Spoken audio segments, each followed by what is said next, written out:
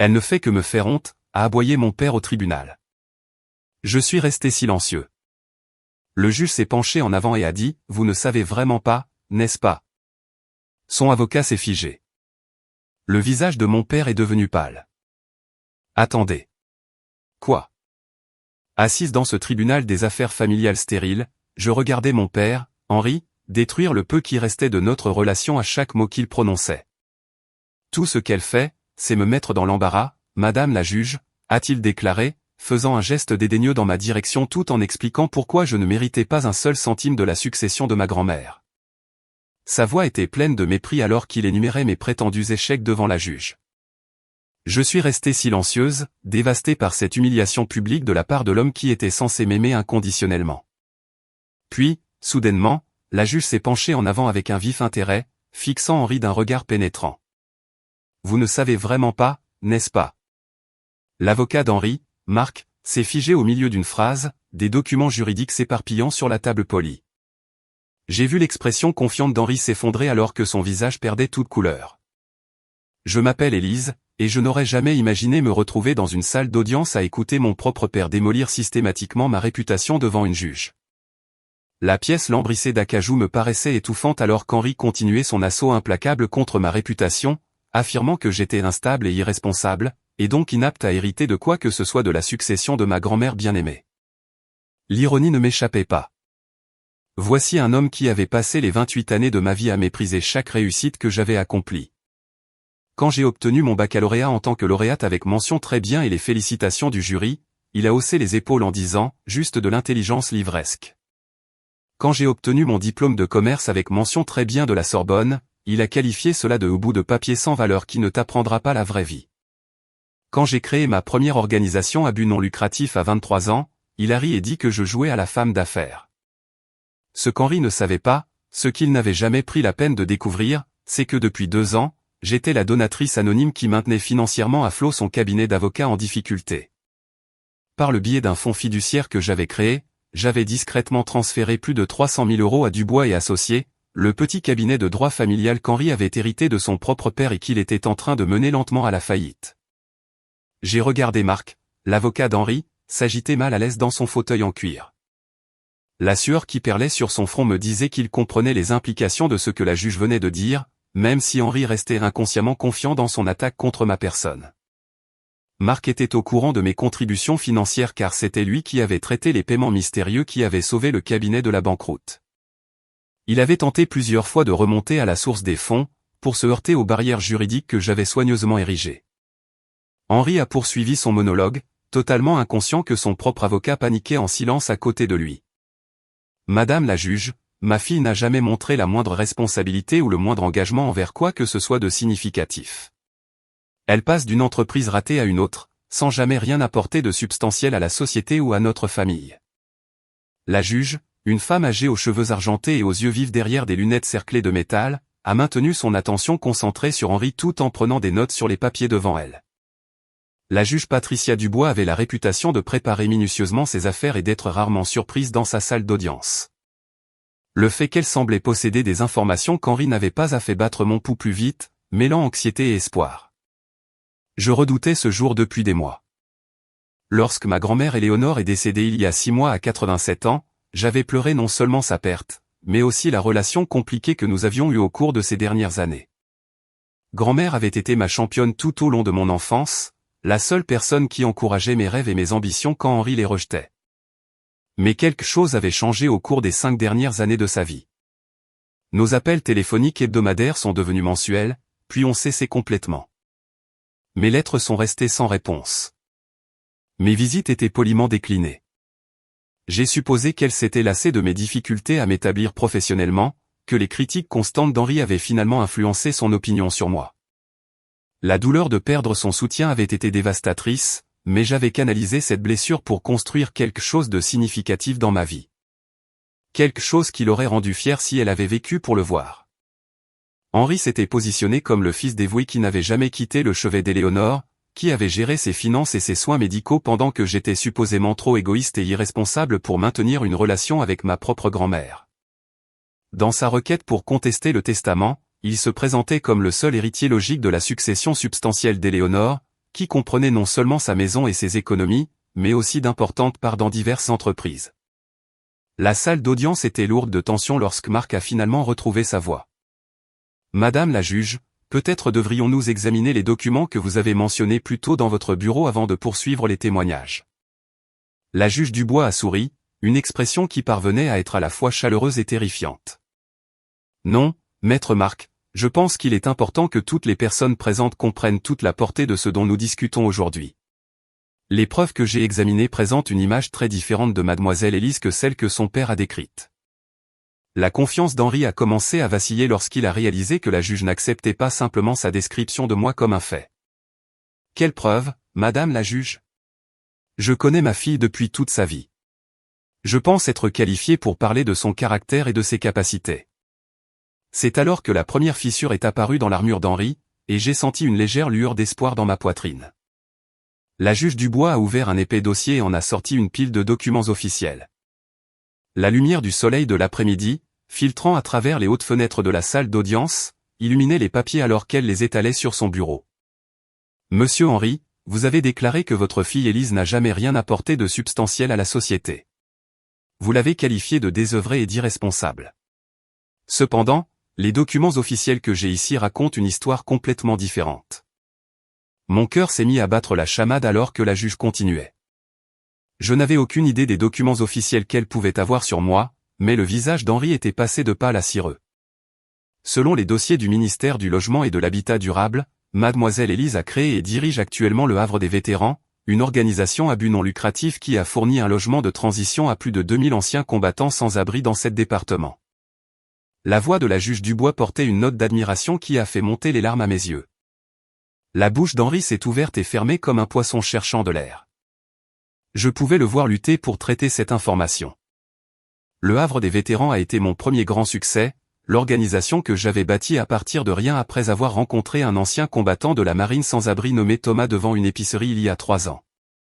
Ce qui avait commencé par aider un homme à trouver un abri temporaire s'était transformé en un réseau de centres de logement de transition qui offrait non seulement des lits, mais aussi une formation professionnelle, des services de santé mentale et des parcours vers un logement permanent. La juge n'avait pas fini. De plus, mademoiselle Élise a fondé et dirige l'Avenir par les livres, qui a distribué plus de 50 000 livres gratuits à des enfants défavorisés et a mis en place des programmes de lecture dans 43 communes rurales de Bourgogne et d'Auvergne. L'Avenir par les livres était né de mon propre amour d'enfance pour la lecture, nourri par d'innombrables heures passées dans la bibliothèque de ma grand-mère.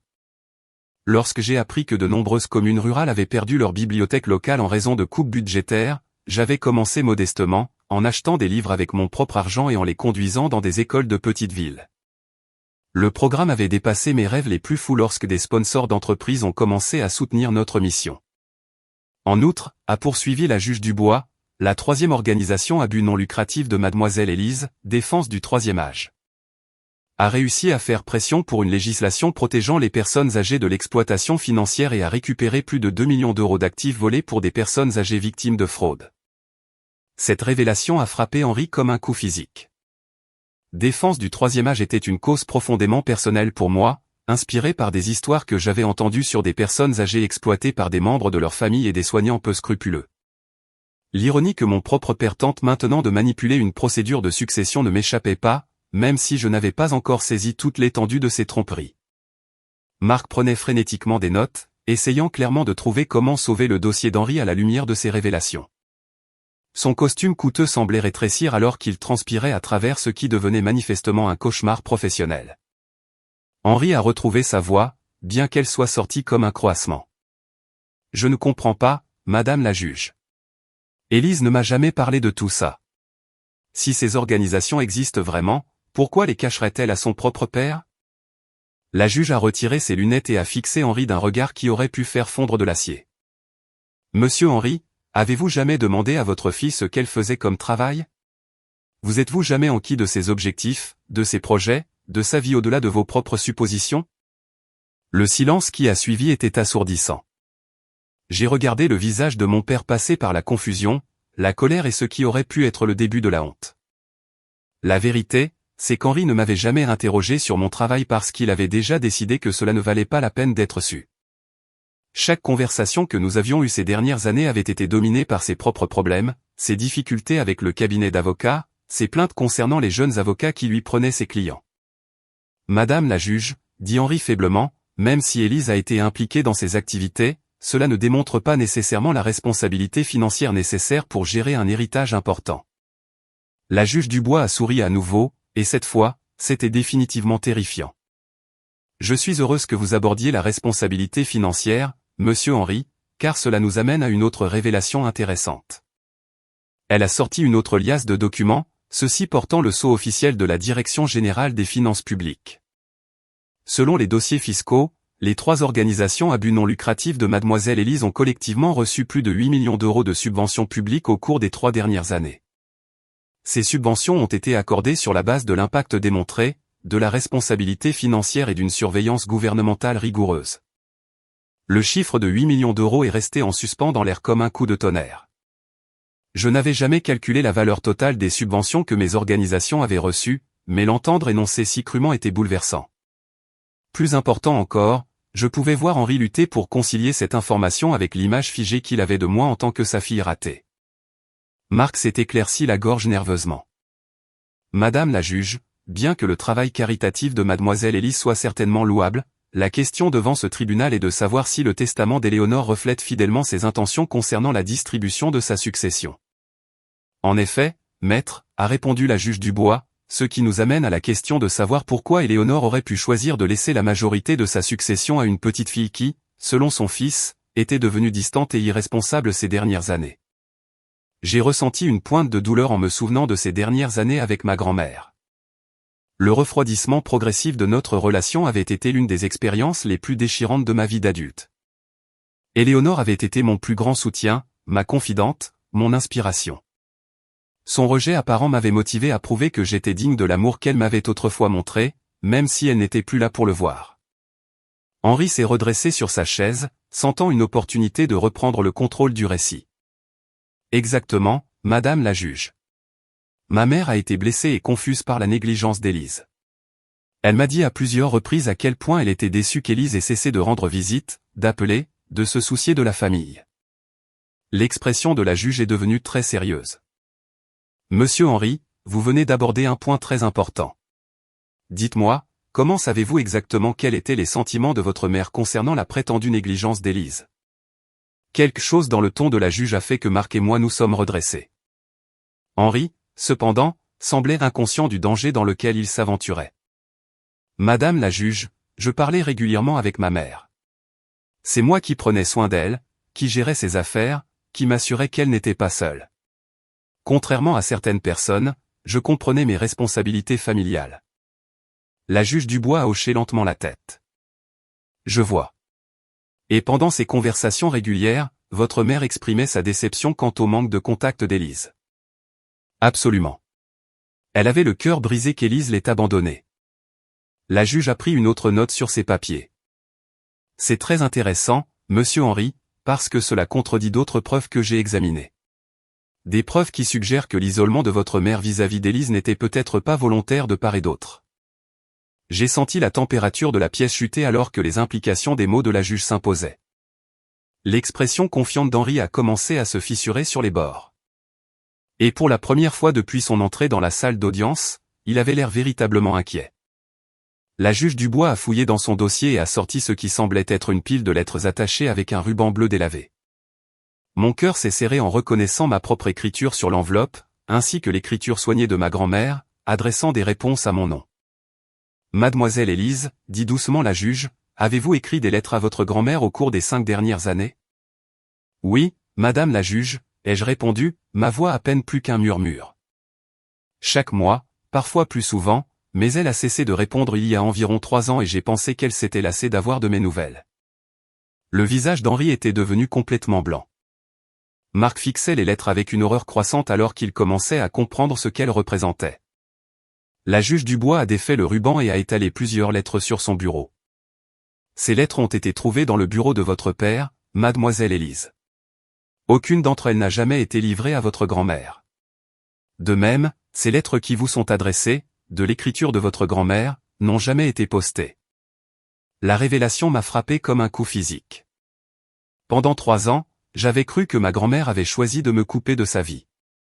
J'avais écrit lettre sur lettre, y déversant mon cœur sur mon travail, mes espoirs, mon amour pour elle, pour ne recevoir que le silence en retour.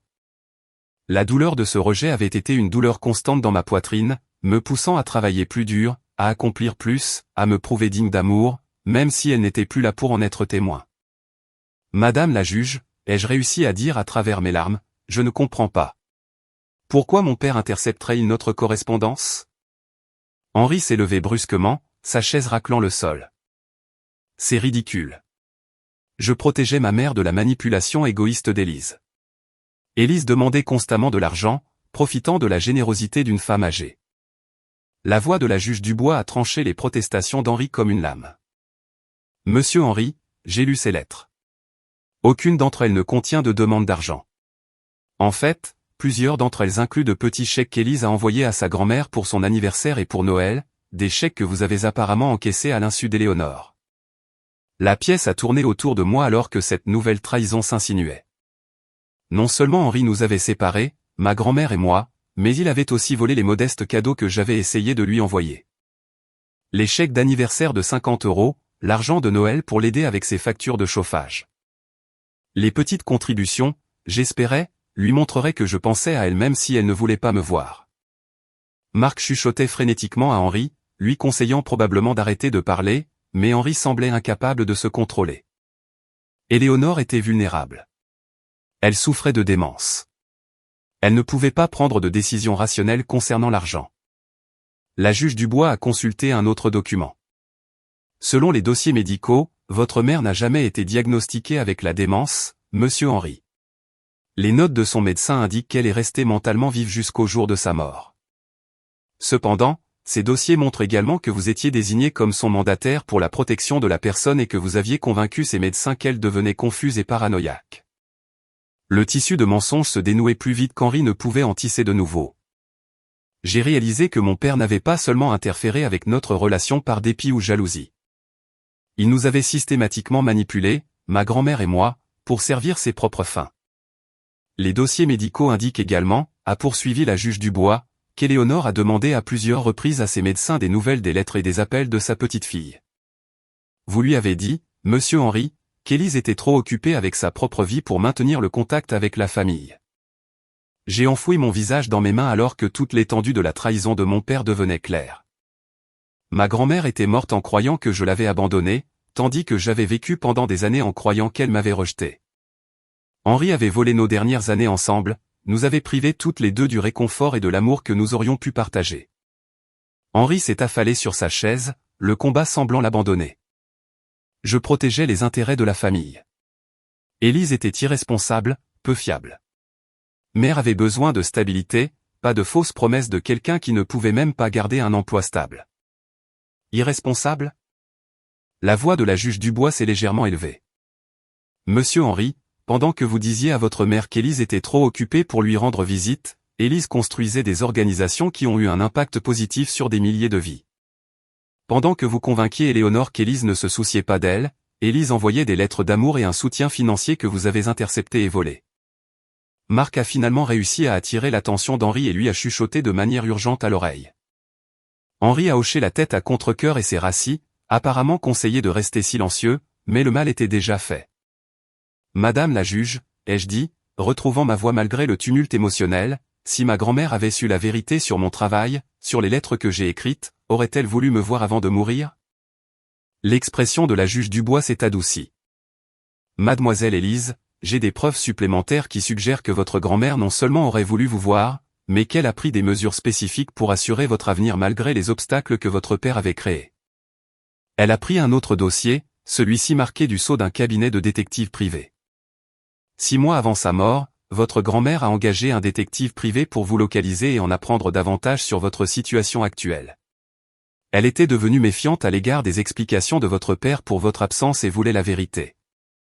Henri a émis un son étranglé, mais Marc a posé une main ferme sur son bras pour le faire taire. Le rapport de l'enquêteur détaille le travail associatif d'Élise. Sa reconnaissance officielle, son impact positif sur les communautés de plusieurs départements. Éléonore n'était pas seulement fière de ce que vous aviez accompli, mais elle était aussi furieuse de la tromperie qui vous avait tenu à l'écart. La juge Dubois a ouvert le dossier de l'enquêteur et en a sorti un document manuscrit. Voici une lettre que votre grand-mère a écrite, mais n'a jamais eu la chance d'envoyer, trouvée parmi ses effets personnels. Souhaitez-vous que je la lise à voix haute, mademoiselle Élise? J'ai hoché la tête, incapable de parler alors que les larmes coulaient sur mon visage. Ma très chère Élise, a commencé la juge Dubois, sa voix douce mais claire. J'ai appris la vérité sur la raison pour laquelle tu as disparu de ma vie, et mon cœur est brisé, non par ton absence, mais par la cruauté de mon fils à nous tenir séparés. Je suis si fier de la femme que tu es devenue, si émerveillé par les vies que tu as touchées et améliorées. J'aurais dû faire confiance à mon instinct concernant les explications d'Henri il y a des années. Je prie pour qu'un jour tu pardonnes à une vieille femme de ne pas avoir vu clair dans ses mensonges plus tôt. J'ai pris des mesures pour m'assurer que tu reçoives ce que tu mérites, non seulement de ma succession, mais de la vie elle-même. Tout mon amour, grand-mère Éléonore. Le silence dans la salle d'audience était profond. Je pouvais entendre ma propre respiration saccader alors que je prenais conscience que ma grand-mère avait su la vérité, qu'elle avait été fière de moi, qu'elle m'avait aimé jusqu'à la fin. Henri était assis, immobile, fixant ses mains. Marc avait l'air de vouloir être n'importe où ailleurs dans le monde, et je ressentais un mélange complexe de chagrin, de soulagement et de rage qu'il me faudrait des années pour comprendre pleinement. Mais la juge Dubois n'en avait pas fini avec ses révélations. La juge Dubois a soigneusement replacé la lettre de ma grand-mère dans son dossier avant de prendre ce qui semblait être un document juridique portant plusieurs sceaux officiels. Le soleil de l'après-midi avait tourné, projetant des ombres plus longues dans la salle d'audience, mais l'intensité dans la pièce n'avait pas diminué. Monsieur Henri, vous avez construit votre argumentation pour hériter de la succession de votre mère en partie sur votre rôle de fils responsable qui a géré ses affaires commerciales et maintenu le cabinet d'avocat familial qu'elle a aidé à créer avec votre père. Est-ce exact? Henri a hoché lentement la tête, semblant sentir un autre piège mais incapable de l'éviter. Oui, madame la juge, mère était associée chez Dubois et Associés. Elle m'a fait confiance pour maintenir la réputation et la rentabilité du cabinet. Et vous vous considérez comme le propriétaire légitime du cabinet, l'ayant dirigé ces 15 dernières années depuis la retraite de votre père. Bien sûr, j'ai consacré ma carrière à bâtir ce cabinet. La juge Dubois a souri, et je reconnaissais maintenant cette expression comme profondément menaçante pour celui qui en était le destinataire. C'est intéressant, monsieur Henri, car selon ces documents d'entreprise datant d'il y a 5 ans, votre mère a transféré ses parts d'associés dans Dubois et Associés à votre fille, Élise, faisant d'elle la propriétaire majoritaire du cabinet. Le silence qui a suivi était si complet que je pouvais entendre le bourdonnement des néons au-dessus de ma tête. Le visage d'Henri est passé par une série d'expressions, confusion, incrédulité, déni, et enfin, une horreur naissante alors que les implications devenaient claires. C'est impossible, a murmuré Henri. Élise ne sait rien de la gestion d'un cabinet d'avocats. Elle n'y a même jamais travaillé. En fait, a poursuivi la juge Dubois en consultant les documents, le transfert était tout à fait légal et correctement exécuté. Votre mère a conservé un petit pourcentage de propriété, mais Élise est devenue l'actionnaire majoritaire avec 65% de la société. J'avais l'impression que le sol s'était dérobé sous ma chaise. Je n'avais aucune connaissance de posséder une partie du cabinet d'avocats d'Henri. L'idée semblait absurde, étant donné la fréquence à laquelle Henri avait dénigré ma formation commerciale et mes capacités. Marc était devenu complètement silencieux, son stylo figé au-dessus de son bloc-notes. Je soupçonnais qu'il calculait exactement dans quel pétrin il se trouvait pour avoir accepté des paiements d'Henri alors qu'Henri n'avait peut-être pas l'autorité de le payer. De plus, a dit la juge Dubois en sortant des relevés bancaires, le soutien financier anonyme qui a maintenu Dubois et Associés solvables ces 2 dernières années provenait d'Élise elle-même, canalisé par son fonds fiduciaire. Elle a, sans le savoir, investi dans sa propre entreprise. La pièce semblait basculer sur son axe alors que cette révélation s'imposait. Pendant 2 ans, j'avais regardé Henri se débattre avec son cabinet d'avocats en faillite, me sentant coupable de son stress financier, malgré ses critiques constantes sur mes choix de vie. J'avais mis en place les paiements du fonds fiduciaire pour l'aider sans blesser sa fierté, sans jamais imaginer que je soutenais en fait une entreprise que je possédais. Henri s'est levé si vite que sa chaise a basculé en arrière. C'est insensé. Élise ne peut pas posséder mon cabinet. J'ai bâti ce cabinet. J'y travaille depuis 20 ans. Monsieur Henri, a dit calmement la juge Dubois, vous avez été l'associé gérant d'un cabinet détenu majoritairement par votre fille. La femme que vous avez passé la journée à décrire comme irresponsable et inapte à hériter de quoi que ce soit a en fait été votre partenaire commercial et votre principal soutien financier pendant des années. L'ironie était écrasante. Henri avait passé la matinée à soutenir que j'étais trop incompétente pour gérer un héritage, tout en ignorant complètement que j'avais géré et subventionné avec succès ses propres moyens de subsistance. Marc a finalement retrouvé sa voix.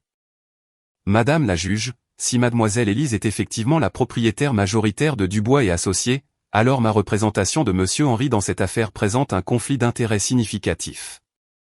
En effet, maître, a convenu la juge Dubois, ce qui soulève des questions intéressantes sur qui a l'autorité de prendre des décisions concernant les opérations et les dépenses du cabinet. Le visage d'Henri était passé du blanc au rouge, la colère remplaçant le choc. Élise a peut-être des papiers à son nom, mais elle ne connaît rien à la pratique du droit ou à la gestion d'une entreprise. Ces documents ne signifient rien si elle ne peut pas réellement faire le travail. En fait, monsieur Henri, ils signifient beaucoup.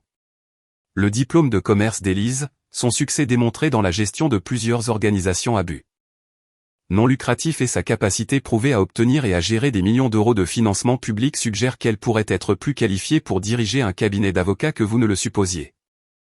J'ai retrouvé ma voix, bien qu'elle soit sortie tremblante d'émotion. Madame la juge, je n'avais aucune connaissance de posséder une partie du cabinet. Pourquoi ma grand-mère m'aurait-elle transféré la propriété sans me le dire? La juge Dubois a consulté un autre document.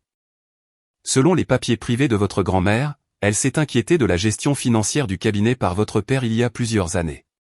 Elle a découvert des irrégularités importantes dans la manière dont il gérait les fonds des clients et les dépenses de l'entreprise. Plutôt que de le confronter directement, elle a choisi de protéger l'entreprise familiale en transférant le contrôle à quelqu'un en qui elle avait confiance pour maintenir des normes éthiques. Le mot irrégularité flottait dans l'air comme un nuage toxique. Henri s'est de nouveau effondré sur sa chaise, le visage cendré. Quel genre d'irrégularité, ai-je demandé, bien qu'une partie de moi ait peur d'entendre la réponse. Prêt non autorisé sur le compte fiduciaire des clients du cabinet, note de frais gonflés, facturation aux clients pour des services jamais fournis, a lu la juge Dubois dans le rapport de l'enquêteur. Votre grand-mère craignait qu'Henri ne se dirige vers de graves violations éthiques qui pourraient entraîner sa radiation du barreau et des poursuites pénales. Henri a émis un bruit étranglé. C'était des prêts commerciaux temporaires, j'ai toujours eu l'intention de rembourser le compte client. Le cabinet était en difficulté et j'ai dû prendre des décisions difficiles. Monsieur Henri, a dit sévèrement la juge Dubois, emprunter sur les fonds des clients n'est jamais temporaire et ce n'est jamais acceptable. C'est un détournement de fonds, quelle que soit l'intention de rembourser. Le mot détournement de fonds a frappé la salle d'audience comme un éclair. J'ai réalisé que mon soutien financier anonyme n'avait pas seulement aidé Henri personnellement. Il l'avait empêché de voler ses clients pour maintenir le cabinet à flot. Marc rangeait frénétiquement sa mallette, essayant clairement de se distancer d'Henri aussi vite que possible. Madame la juge, compte tenu de ces révélations, je dois me retirer immédiatement de la représentation de monsieur Henri. Accordé, a dit la juge Dubois. Monsieur Henri, vous avez le droit de chercher un nouveau conseil, bien que je dois vous informer que l'ordre des avocats recevra des copies de ce dossier. Henri a regardé sauvagement autour de la salle d'audience, comme s'il cherchait une issue de secours. L'homme qui était entré dans cette pièce, confiant dans sa droiture et son autorité, faisait maintenant face à la possibilité de poursuites pénales et à la ruine professionnelle. Mais je sentais que la juge Dubois n'en avait toujours pas fini avec ses révélations. La pile de documents sur son bureau suggérait qu'il y avait d'autres surprises à venir, et je me suis préparé à la prochaine bombe qui allait tomber. La transformation de l'attaque confiante d'Henri contre ma personne à cette situation désespérée avait été si rapide et complète que j'avais du mal à tout assimiler. Tout ce que je pensais savoir sur ma famille, ma relation avec ma grand-mère et même ma propre vie était en train d'être réécrit en temps réel. Et d'une manière ou d'une autre, je soupçonnais que les plus grandes révélations étaient encore à venir. La juge Dubois a jeté un coup d'œil à l'horloge sur le mur de la salle d'audience, puis m'a regardé directement avec une expression à la fois sérieuse et étrangement fière. Mademoiselle Élise, il y a une dernière chose dont nous devons discuter aujourd'hui, et cela concerne votre avenir immédiat plutôt que votre passé. Elle a pris un dossier marqué du sceau officiel du gouvernement français. Mon pouce est accéléré alors que j'essayais d'imaginer quelle affaire officielle pourrait bien être liée au litige successoral de notre famille. Il y a 2 semaines, j'ai reçu une demande de la Direction générale de la sécurité intérieure, DGSI, concernant vos antécédents et votre moralité. Cette enquête faisait partie d'une enquête d'habilitation de sécurité approfondie. Ma bouche est devenue sèche.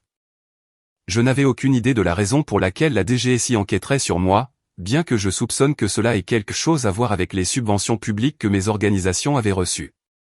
Mademoiselle Élise, vous avez été sélectionnée par le président de la République pour être nommée directrice inaugurale de l'Agence pour le développement rural et la dynamisation des territoires. Un nouveau département gouvernemental créé pour lutter contre les inégalités économiques dans les petites villes et les communautés rurales de France. Les mots m'ont frappé comme une force physique, une nomination présidentielle, une direction d'agence gouvernementale. La pièce semblait tourner alors que j'essayais de comprendre ce que la juge Dubois venait de dire. Henri a émis un son étranglé. C'est impossible. Élise ne pourrait pas gérer une nomination gouvernementale. Elle n'a pas l'expérience ou les qualifications pour ce niveau de responsabilité. La juge Dubois a fixé Henri d'un regard cinglant. Monsieur Henri, le travail de votre fille avec le Havre des vétérans a démontré à lui seul sa capacité à gérer des opérations complexes dans plusieurs départements tout en maintenant une conformité stricte avec les réglementations nationales. Son succès dans l'obtention et l'administration correcte de 8 millions d'euros de subventions publiques indique exactement le type de responsabilité fiscale et de compétences en gestion de programmes requises pour une direction gouvernementale. J'ai retrouvé ma voix, bien qu'elle soit sortie à peine comme un murmure. Madame la juge, je ne savais pas que j'étais considérée pour un poste gouvernemental. Le processus de sélection était confidentiel jusqu'à récemment, a expliqué la juge Dubois. Votre réputation a attiré l'attention du gouvernement grâce à votre travail associatif et à votre collaboration avec diverses agences gouvernementales. La recommandation est venue du directeur du ministère du Logement, qui a été impressionné par les approches innovantes du Havre des vétérans pour lutter contre le sans-abrisme. Elle a ouvert le dossier officiel et en a sorti un papier à en-tête portant le sceau de l'Élysée. L'enquête d'antécédents de la DGSI est standard pour toutes les nominations présidentielles, nécessitant la confirmation du Parlement. Au cours de cette enquête, ils ont découvert les irrégularités financières dans le cabinet d'avocats de votre père, ainsi que son ingérence dans les communications familiales. Henri s'est affalé sur sa chaise alors que les implications devenaient claires. Son comportement n'était plus seulement une affaire de famille. Il faisait partie d'une enquête officielle sur une personne examinée pour un service gouvernemental de haut niveau. Le rapport de la DGSI note que les actions d'Henri pourraient être considérées comme une obstruction à un processus de nomination officielle, étant donné que son ingérence a pu causer une détresse émotionnelle qui aurait pu affecter votre capacité à servir au sein du gouvernement. Ma tête tournait. Une nomination présidentielle, une confirmation parlementaire, une direction gouvernementale. C'étaient des possibilités que je n'avais même jamais imaginées pour moi-même, et pourtant, voici une juge qui me disait qu'elles étaient une réalité. La juge Dubois a continué à lire la lettre de l'Élysée. L'agence proposée aurait un budget annuel de 2 milliards d'euros et coordonnerait les efforts de développement rural à travers plusieurs ministères. Votre travail consisterait à superviser des programmes portant sur les infrastructures, l'éducation, l'accès aux soins de santé et le développement économique dans les communautés mal desservies. 2 milliards d'euros.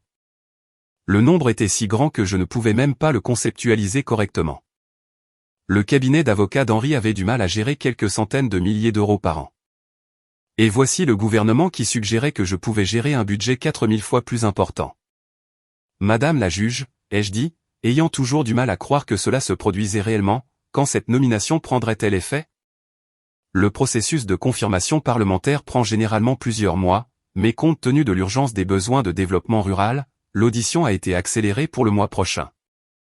Cependant, il y avait une certaine inquiétude concernant d'éventuelles complications familiales qui pourraient nuire à votre capacité à servir efficacement. La juge Dubois a regardé Henri d'un air significatif.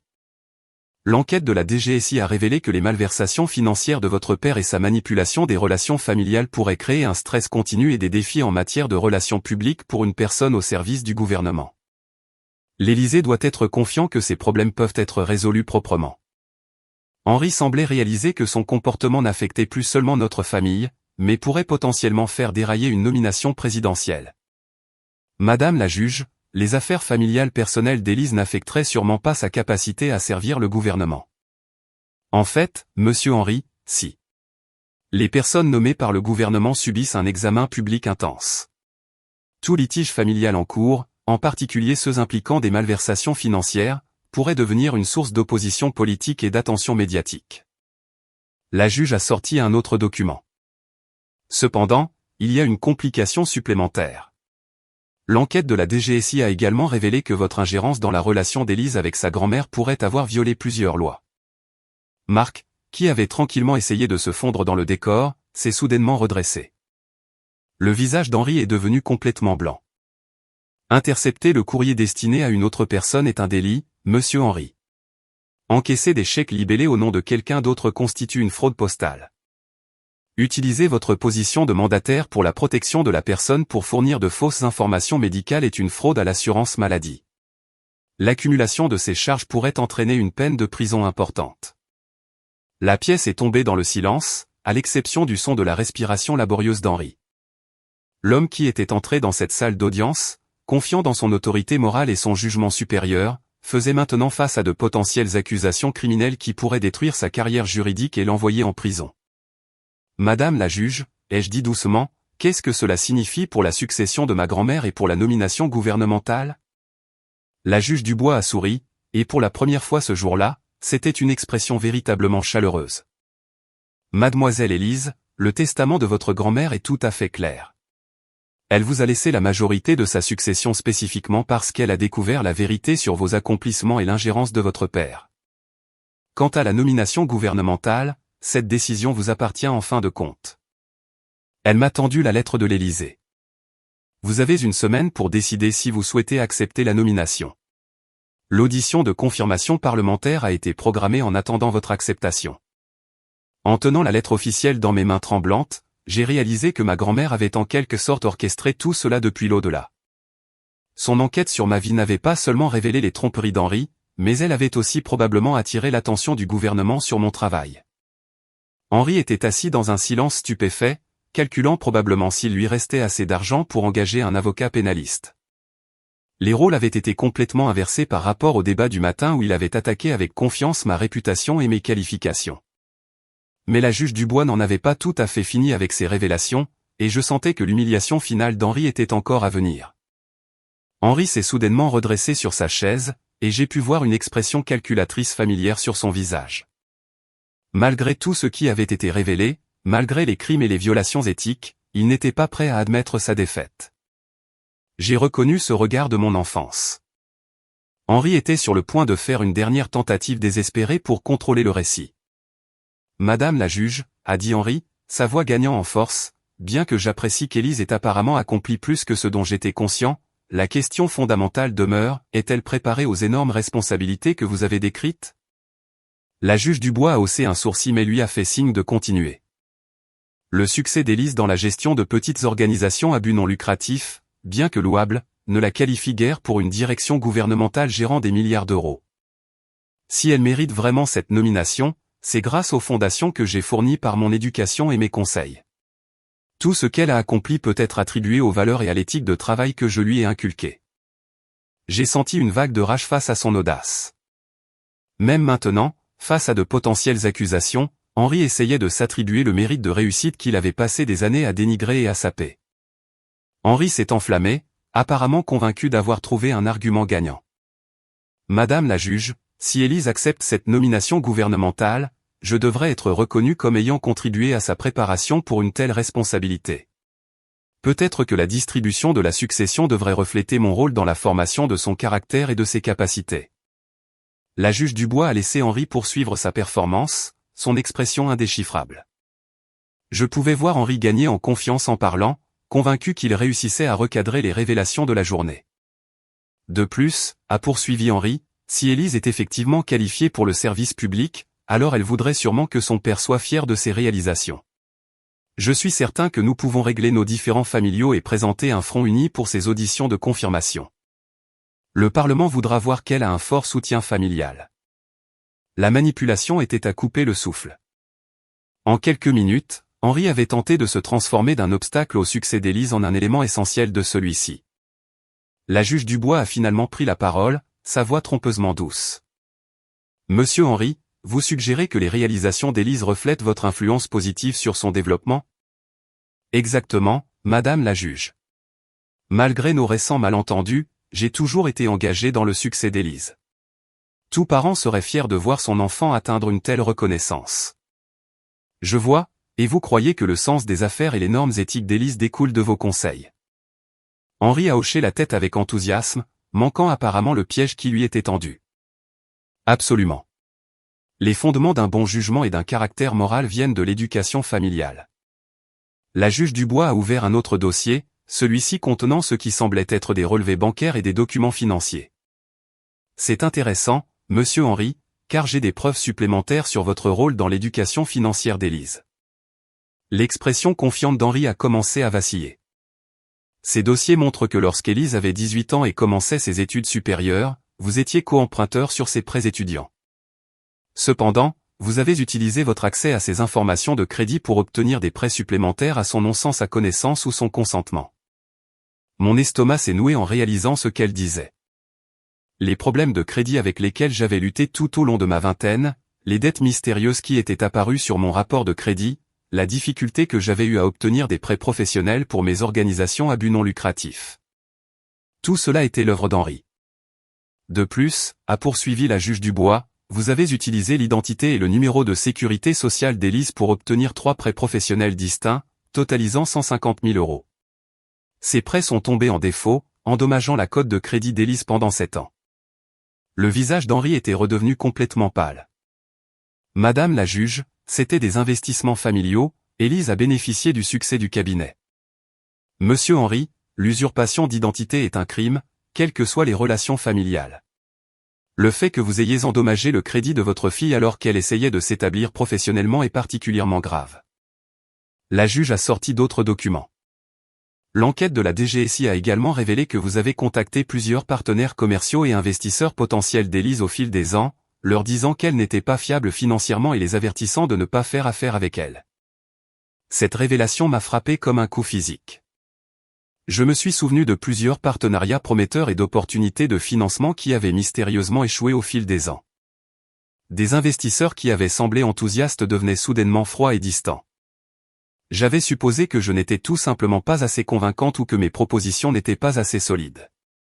Madame la juge, ai-je dit, ma voix tremblante de colère, êtes-vous en train de dire que mon père a activement saboté mes efforts professionnels? Selon les témoignages recueillis par la DGSI, oui. Henri a contacté au moins 6 donateurs majeurs et 3 partenaires d'entreprise en affirmant que vous étiez instable et fiscalement irresponsable. J'ai pensé à tous les refus, à toutes les portes qui s'étaient refermées juste au moment où le succès semblait à portée de main. J'avais douté de mes propres capacités, me demandant si Henri avait raison sur mon manque de qualification. Pendant tout ce temps, il avait activement travaillé pour assurer mon échec. Henri s'est levé brusquement. Tout cela est sorti de son contexte. J'essayais de protéger Élise de prendre de mauvaises décisions commerciales qui lui auraient nui à long terme. La voix de la juge Dubois est devenue glaciale. Monsieur Henri, vous avez commis une usurpation d'identité, endommagé le crédit de votre fille, volé sur les comptes clients, intercepté du courrier personnel, commis une fraude et saboté activement ses relations professionnelles. Et maintenant, vous voulez le crédit de son succès. Le poids accumulé des crimes d'Henri flottait dans l'air comme un nuage toxique. J'ai réalisé que tout ce que j'avais accompli, je l'avais accompli malgré son opposition active. Chaque succès avait nécessité de surmonter les obstacles qu'il avait délibérément placés sur mon chemin. La chose la plus remarquable concernant les réalisations d'Élise, a poursuivi la juge Dubois, est qu'elle a réussi à bâtir 3 organisations prospères et à obtenir une reconnaissance officielle, alors que son propre père travaillait systématiquement à la saper à chaque tournant. Henri s'est affalé sur sa chaise, comprenant enfin que sa dernière manipulation désespérée s'était complètement retournée contre lui. En essayant de s'attribuer le mérite de mon succès, il n'avait fait que souligner l'étendue de son sabotage et rendre ses crimes encore plus odieux. Marc, qui avait tranquillement rassemblé ses papiers, a finalement pris la parole. Madame la juge, je dois me retirer formellement de cette affaire immédiatement. Je ne peux pas représenter quelqu'un faisant face à de potentielles accusations pour usurpation d'identité et fraude postale. La juge Dubois a hoché la tête. Accordé. Monsieur Henri, vous devrez trouver une nouvelle représentation légale, bien que je dois vous avertir que le bureau du procureur de la République recevra une copie complète de ce dossier. Henri était assis dans un silence stupéfait, comprenant enfin que ses tentatives de manipuler la situation n'avaient fait qu'empirer les choses pour lui. L'homme qui avait passé la journée à attaquer ma réputation et mes compétences faisait maintenant face à des accusations criminelles et à la destruction complète de sa réputation. Mais je pouvais voir à l'expression de la juge Dubois qu'elle avait une dernière révélation qui achèverait la chute d'Henri et ma victoire. La juge Dubois a rassemblé tous les documents étalés sur son bureau et m'a regardé directement avec une expression de profond respect et d'admiration. Le soleil de l'après-midi avait de nouveau tourné, projetant une lumière dorée à travers les fenêtres de la salle d'audience qui semblait presque symbolique de la clarté qui avait émergé de cette journée dévastatrice. Mademoiselle Élise, sur la base de toutes les preuves présentées aujourd'hui, ce tribunal valide par la présente le testament de votre grand-mère dans son intégralité. Vous recevez l'héritage complet, y compris la maison d'Éléonore, ses économies, son portefeuille d'investissement, évalué à 1,2 million d'euros, et ses parts dans diverses entreprises. Le chiffre m'a frappé comme un coup de tonnerre. 1,2 million d'euros plus des biens immobiliers et des investissements. Ma grand-mère avait été bien plus riche que je ne l'avais jamais imaginé. De plus, a poursuivi la juge Dubois, vous êtes par la présente reconnue comme la propriétaire majoritaire légale de Dubois et associée avec tous les droits et responsabilités que cela implique. Vous avez maintenant pleine autorité sur les opérations, les décisions de personnel et la gestion financière du cabinet. Henri a émis un son étranglé, mais la juge Dubois n'avait pas fini. Monsieur Henri, ce tribunal estime que votre ingérence dans l'héritage d'Élise, votre interception de courriers personnels, votre usurpation d'identité et vos autres activités frauduleuses constituent des motifs de paiement de réparation. Il vous est ordonné par la présente de rembourser à Élise le montant total des dommages causés par vos actions, y compris la valeur des cadeaux interceptés, le coût de la réparation du crédit et les opportunités commerciales perdues estimées, pour un total de 300 000 euros. 300 000 euros. Le montant était stupéfiant, mais plus important que l'argent était la reconnaissance que le sabotage d'Henri avait été réel et systématique. En outre, a déclaré la juge en consultant ses notes, l'ordre des avocats recevra un rapport complet de vos violations éthiques. Les procureurs examineront les preuves de fraude postale, d'usurpation d'identité et d'autres crimes potentiels.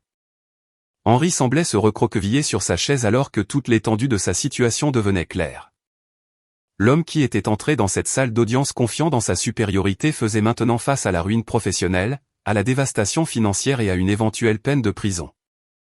La juge Dubois s'est tournée vers moi.